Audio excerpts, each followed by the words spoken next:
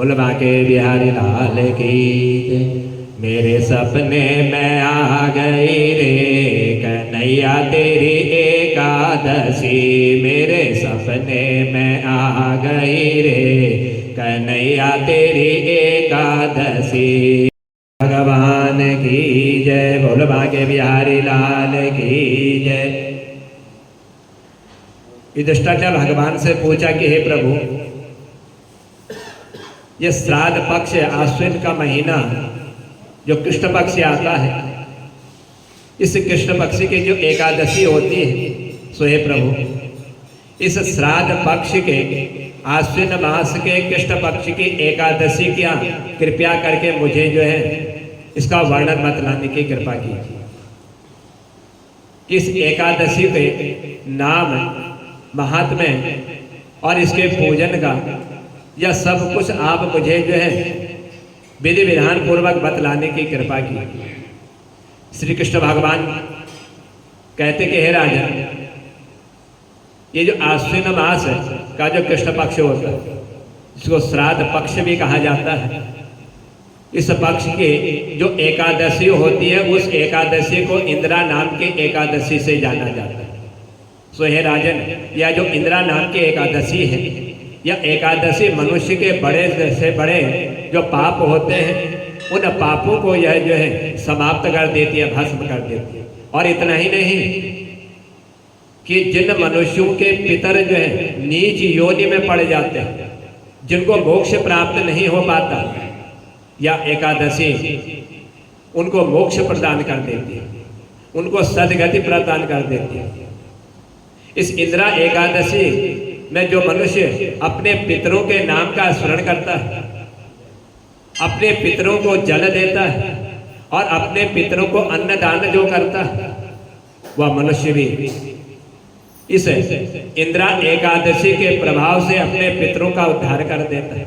उनके पितर जो है संतुष्ट हो जाते हैं और उनके पितर संतुष्ट होकर के अपने कुल को जो है आशीर्वाद प्रदान करते हैं। सो हे राजन, मैं आपको एक प्राचीन एक इतिहास बतलाता हूँ।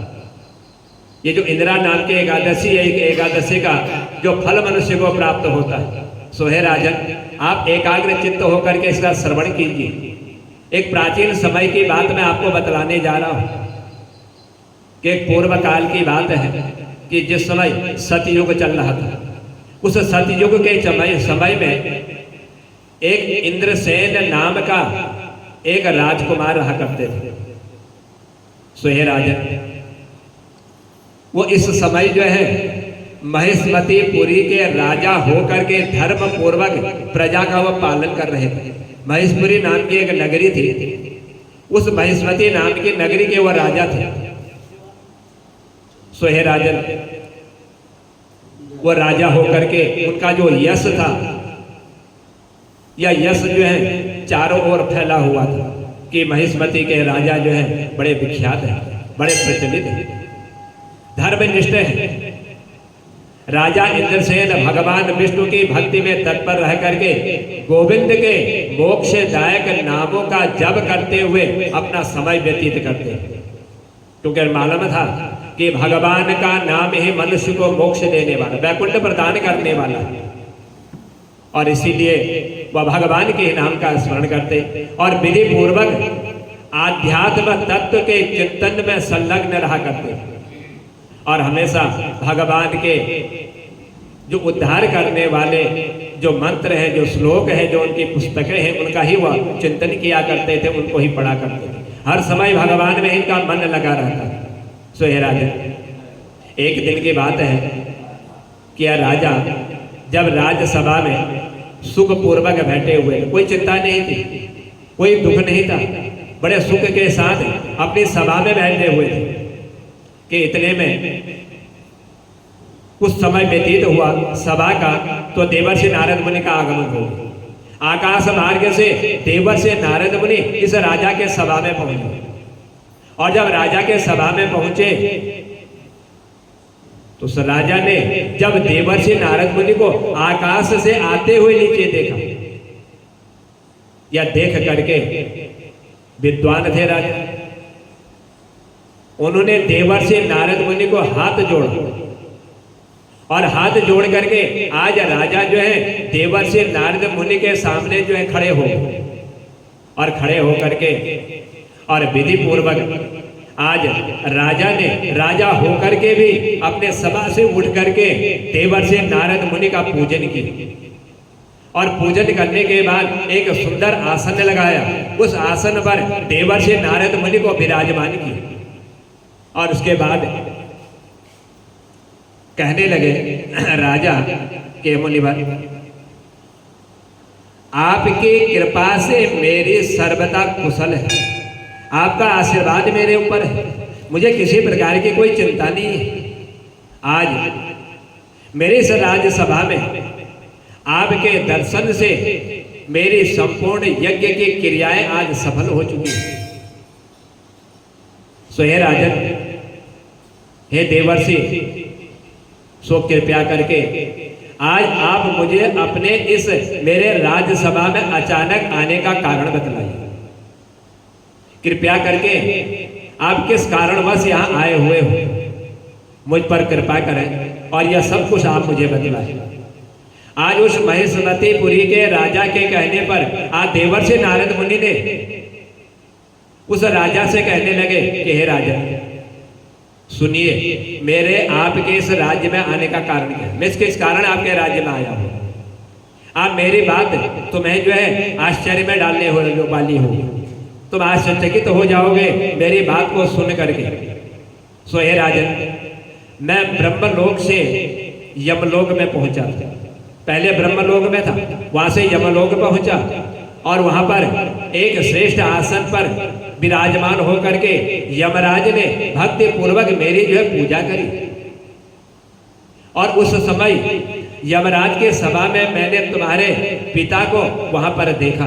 जिस समय यमराज मेरी पूजा कर रहा था, उसी समय मेरी दृष्टि तुम्हारे पिता पर पड़ गई। सो हे राजन, उनको जो एक दोष लगा हुआ था, उस दोष के कारण वह बड़े चिंतित थे, बड़े दुखी हो रहे थे। राजा ने पूछा कि हे भगवान, ये कौन सा दोष उनको लगा हुआ, कृपया करके उस दोष का वर्णन भी कीजिए, वह दोष मुझे बतला दीजिए। तब देवर्षि नारद मुनि ने कहा कि हे राजा, उन्होंने एक व्रत को भंग होने का जो दोष होता है वही दोष उनको लगा। वह व्रत कर रहे थे लेकिन वह व्रत बीच में ही भंग कर दिया, छोड़ दिया।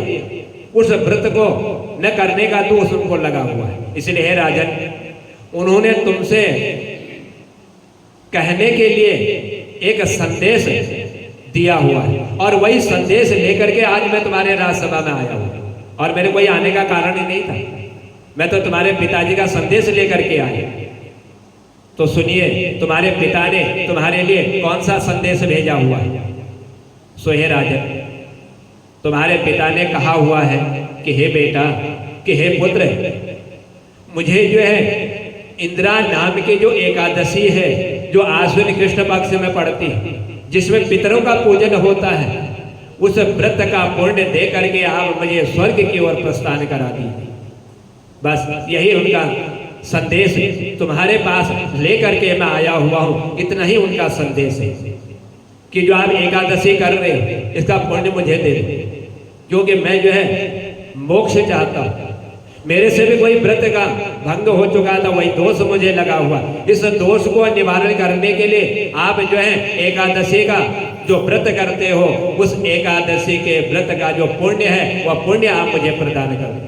यदि आपने पुण्य प्रदान कर दिया तो हे पुत्र, मुझे मोक्ष प्राप्त हो जाए।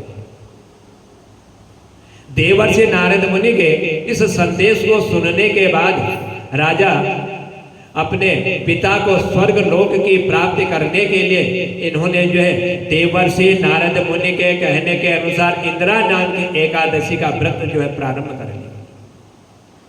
जब राजा ने इस एकादशी का व्रत किया, राजा ने पूछा कि हे भगवान, यह जो इंदिरा नाम की एकादशी है, इस इंदिरा नाम की एकादशी का जो व्रत है वह व्रत आप मुझे बतलाइए। यह किस पक्ष में आती है और किस तिथि को और किस विधि से इसका पूजन, इसका व्रत जो है मनुष्य को करना चाहिए। आप मुझे इतना और बतला दीजिए ताकि मैं जो है उस इंदिरा नाम के एकादशी का पुण्य अपने पिता को प्रदान कर सकूं और मेरे पिता जो है मोक्ष को प्राप्त कर सकें। तब देवर्षि नारद मुनि ने कहा कि हे राजन, आप सुनिए, मैं तुम्हें इस इंदिरा नाम के व्रत के शुभ कारक विधि बतलाता हूं, जो शुभ देने वाली, जो कल्याण करने वाली है, जो मोक्ष प्रदान करने वाली है। सो हे राजन, ये जो आश्विन मास आता है, आश्विन मास के कृष्ण पक्ष की जो 10वीं तिथि है, उस 10वीं तिथि के उदय होने पर श्रद्धा पूर्वक चित्त से प्रातः काल के समय स्नान करें और फिर जो है मध्याह्न काल में फिर स्नान करें और मध्याह्न काल में स्नान करके एकाग्र चित्त होकर के एक समय जो है भोजन करें। सो हे राजन, रात्रि में भूमि पर शयन करें और रात्रि के अंत में जब ब्रह्म मुहूर्त का समय प्रारंभ होता है, उस समय में निर्मल प्रभात होने पर एकादशी के दिन दांतोन करके अपने मुंह को साफ करें। और हे राजन, इसके बाद भक्ति भाव से जो भगवान के मंत्र हैं मोक्ष देने वाले हैं, उन मंत्रों को पढ़ते हुए जो इंदिरा नाम के जो एकादशी है, उस इंदिरा नाम के एकादशी के उपवास का नियम आप जो है ग्रहण करें।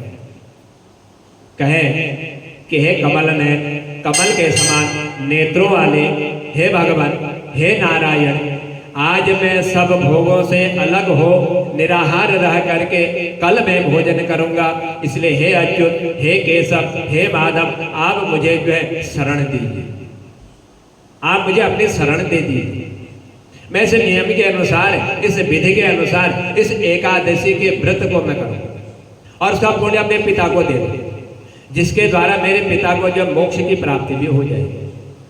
तो इस प्रकार नियम करके मध्याह्न काल में पितरों को प्रसन्न करने के लिए शालिग्राम शिला के सम्मुख विधि पूर्वक अपने पितरों का श्राद्ध करें और दक्षिणा से ब्राह्मणों का सत्कार करके उनको भोजन करावें और पितरों को दिए हुए अन्नमय पिंड को सूंघ करके विद्वान पुरुष जो है उसको गाय को देने के लिए कहते हैं।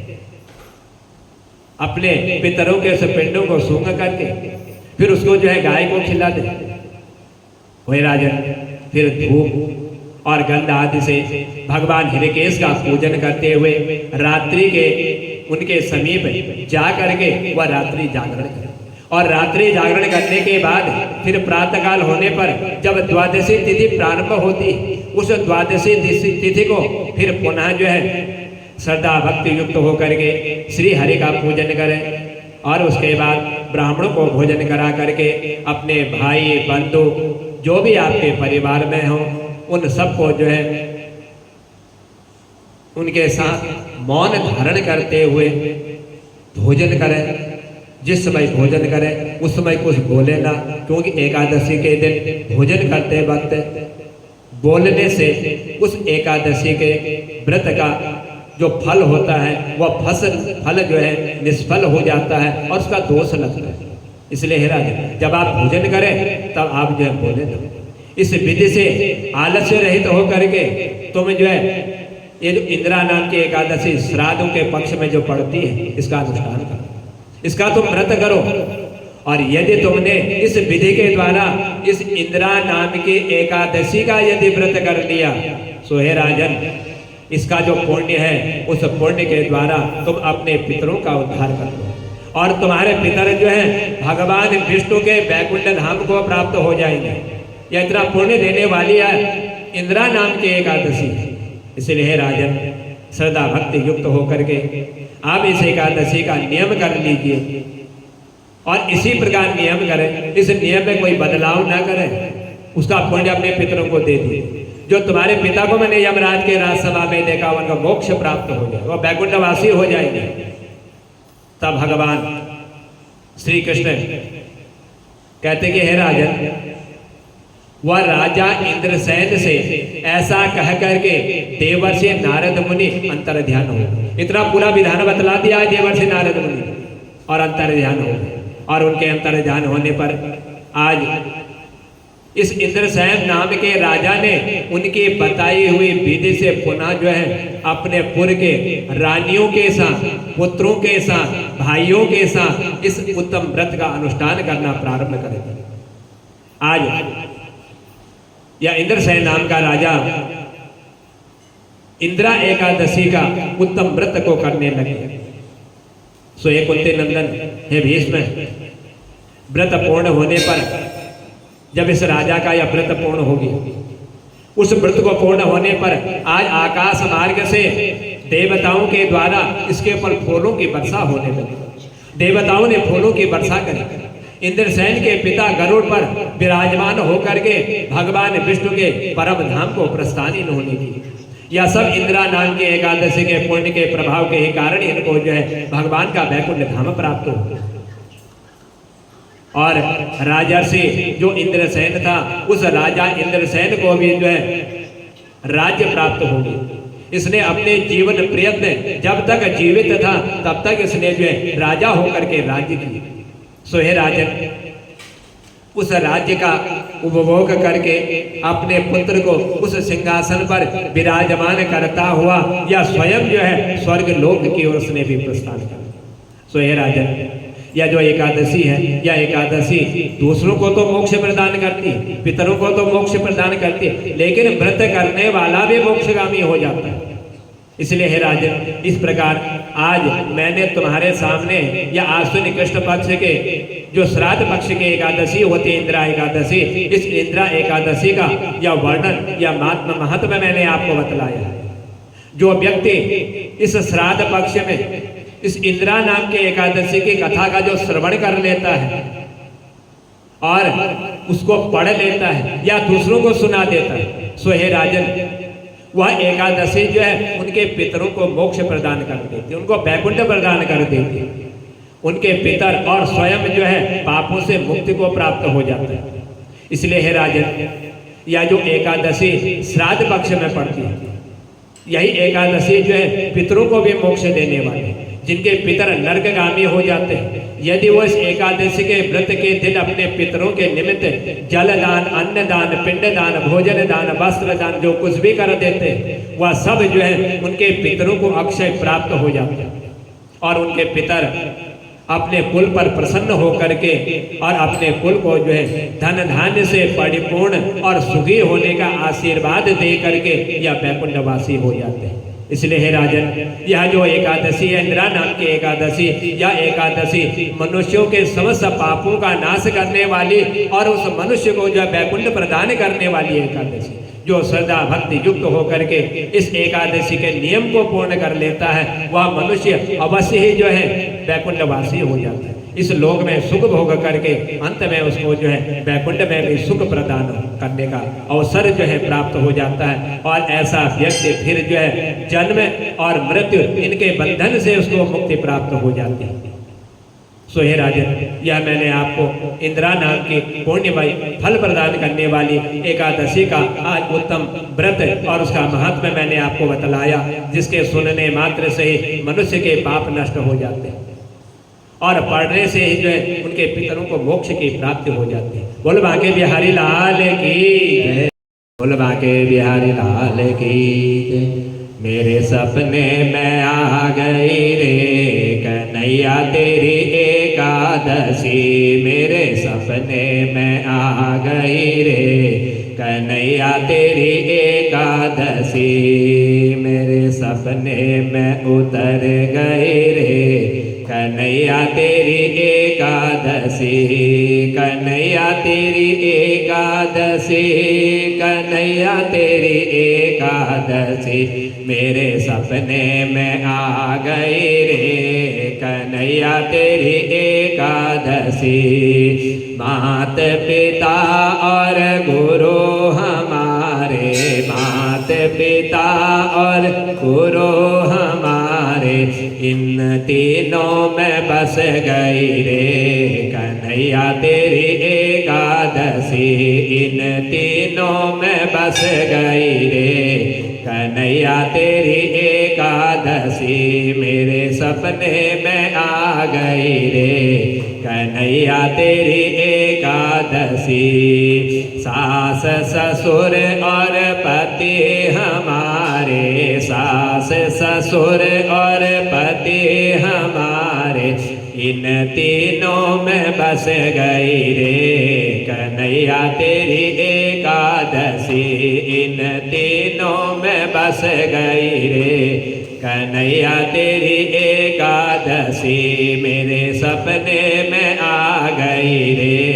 कन्हैया तेरी एकादशी गैया बछड़े ग्वाल सारे, गैया बछड़े ग्वाले सारे इन सब में बस गई रे। कन्हैया तेरी एकादशी इन तीनों में बस गई रे।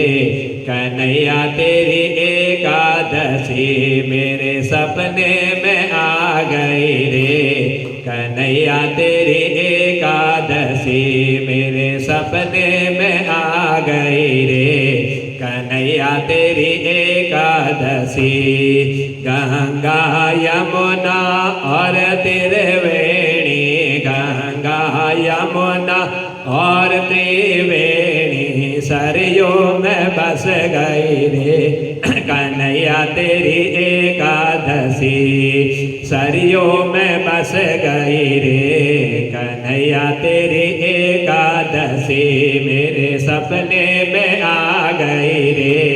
कन्हैया तेरी एकादशी चंदा सूरज नौलख तारे, चंदा सूरज नौलख तारे मेरे घर में चमक रही रे। कन्हैया तेरी एकादशी मेरे घर में चमक रही। कन्हैया तेरी एकादशी मेरे सपने में आ गई रे। कन्हैया तेरी एकादशी मेरे सपने में आ गई रे।